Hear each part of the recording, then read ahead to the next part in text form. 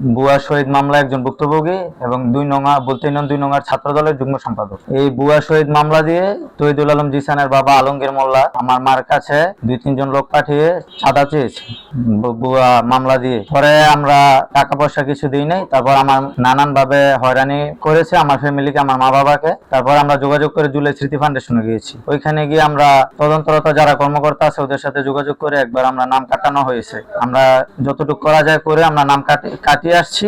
এরপরে আবার এর থেকে 1 সপ্তাহ পরে আমাদের কাছে নিউজ আসলো যে আবার অন্য নাম এন্ট্রি করা হয়েছে শহীদের কাছে। আমাদের এলাকার আরো অনেক, আমার সাথে আমার সহযোদ্ধা আরো 6 থেকে 7 জন ছেলে ছাত্রদলের কর্মীকে এখানে ফাঁসানো হয়েছে আর সবার থেকে চাঁদা চাওয়া হয়েছে। এলাকার আরো অনেকের কাছে ভুয়া মামলা দিয়ে বাণিজ্য করা হয়েছে লাখ লাখ টাকা। এই আলমগীর মোল্লা যুবলীগ কর্মী। তারপরে ওইখানে জুলাই স্মৃতি ফাউন্ডেশনে এই মামলার বিষয়ে স্নিগ্ধ ভাই সহ আরো অন্যান্য যারা ওই জুলাই স্মৃতি ফাউন্ডেশনের দায়িত্বরত অবস্থায় আছে তারা সবাই মামলার বিষয়ে অবগত। এখন আমরা এই মামলার সুষ্ঠু তদন্ত চাই এবং এই মামলা প্রত্যাহারের দাবি জানাই। হাটাবো নিবাসী আলমগীরের ছেলে জিসান যে মারা গেছে, তারা বলতেছে ছাত্র বিরোধী আন্দোলনের মাধ্যমে সে নিহত হয়েছে, শহীদ হয়েছে। এটা আসলে সঠিক নয়। সে মারা গেছে 30শে জুন। ছাত্র বিরোধী আন্দোলনের অনেক আগে জমির জেরে সে মারা গেছে। তারা শহীদ নিয়ে পায়তারা করতেছে বিভিন্ন লোকের নামে, ছাত্রদের নামে হয়রানিমূলক কেস মামলা করতেছে, যা এটা আমরা তীব্র নিন্দা জানাচ্ছি এই বিষয়ে। আর আলমগীর মোল্লা আরেকটা জিনিস বলতেছে, যুব দলের সহসভাপতি ছিল। আমি 91 সন থেকে যুব দলের সভাপতি বুলতা ইউনিয়নে পোস্ট ক্যারি করি। আব্দুল মতিন চৌধুরী স্বরাষ্ট্রমন্ত্রী আমলে আমি সাধারণ সম্পাদক বুলতা ইউনিয়ন বিএনপির ছিলাম এবং এখন সভাপতি হিসাবে বিএনপি আছি।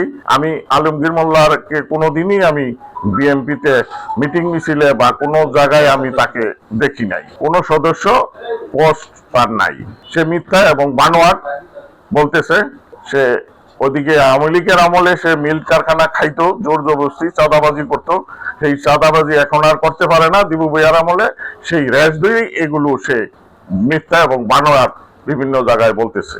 আলমগীর মোল্লা হত্যাকাণ্ডের পরে আমাদের 8 জন, যেমন ইউসুফ, অঙ্কন, সৈকত প্রমুখ 8 জনকে আমাদের ছাত্রদলের সক্রিয় নেতাদেরকে আসামি করে। আসামি করার সুবাদে আমাদের ছাত্রদলের সাথে তাদের একটি বৈরী পরিবেশ তৈরি হয়।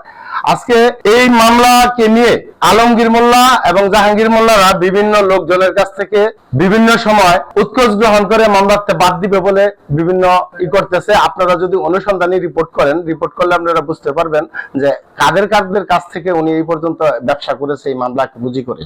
আসলে আমরা এখানে উপস্থিত হয়েছি একটি ভুয়া শহীদ মামলা নিয়ে আজকে যে ঘটনা ঘটেছে এটা একটা মিথ্যা মামলা এবং এই মামলাতে 30শে জুন এই মার্ডার হয়। এটা একটা জমি সংক্রান্ত মামলা ছিল, ঘটনা ছিল। ওই জমি সংক্রান্ত ঘটনাটাকেই মানে আজকে পুঁজি করে শহীদ নাম দিয়ে বিভিন্ন ভাবে আমাদের ছাত্র দলের 8 জন ব্যক্তি, ছাত্র নেতাকে এখানে জড়ানো হয়েছে আমাদেরকে হেয় প্রতিপন্ন করার জন্য ছাত্রদেরকে। আমি এই ভুয়া শহীদের যে মামলাটা, এটা আমাদের ছাত্র নেতৃবৃন্দকে মানে মামলা থেকে প্রত্যাহার চাই এবং এক সুস্থ তদন্তের মাধ্যমে টিউনু সাহেব এবং ডিসি মহোদয়ের নিকট আমার আবেদন, তারা যেন এটা তদন্ত করে যে দাবিটা করতেছে শহীদ, তদন্ত করে যেন বিবিধ ব্যবস্থা নেয়।